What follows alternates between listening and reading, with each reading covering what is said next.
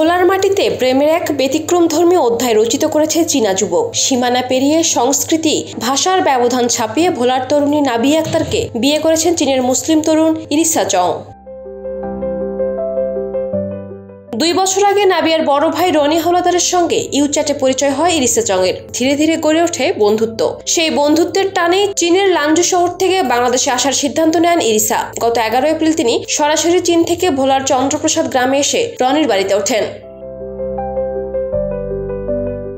প্রায় 1 মাস সেখানে অবস্থানকালে রনির ছোট বোন নাবিয়াকে ভালোবেসে ফেলেন 25 বছর বয়সী ইরিসা। সময়ের সঙ্গে সঙ্গে সেই ভালোবাসা গড়ায় বিয়ের প্রস্তাবে। প্রথমে পরিবারের কিছুটা দ্বিধা থাকলেও ইরিসার আচার-আচরণ, ধর্মীয় অনুশাসন ও আন্তরিকতায় মুগ্ধ হয়ে রাজি হয় মেয়ের পরিবার। ইরিসা চং চীনের মুসলিম অধ্যুষিত লানজু শহরের বাসিন্দা। 3 ভাই বোনের মধ্যে তিনি দ্বিতীয়। স্থানীয় একটি মাদ্রাসায় ধর্মীয় শিক্ষা লাভ করেন এবং নিয়মিত নামাজ আদায় করেন।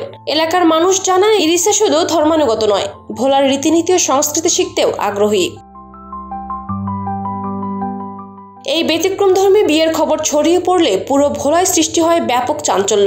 প্রতিদিন শত শত মানুষ চীনা জামাইকে এক নজর দেখতে আসছেন চন্দ্রপ্রসাদ গ্রামে। প্রযুক্তির যুগে তৈরি হওয়া সম্পর্ক যে বাস্তব ভালোবাসায় রূপ নিতে পারে, ইরিসা ও নাবিয়ার গল্প যেন তারই এক প্রাণবন্ত উদাহরণ।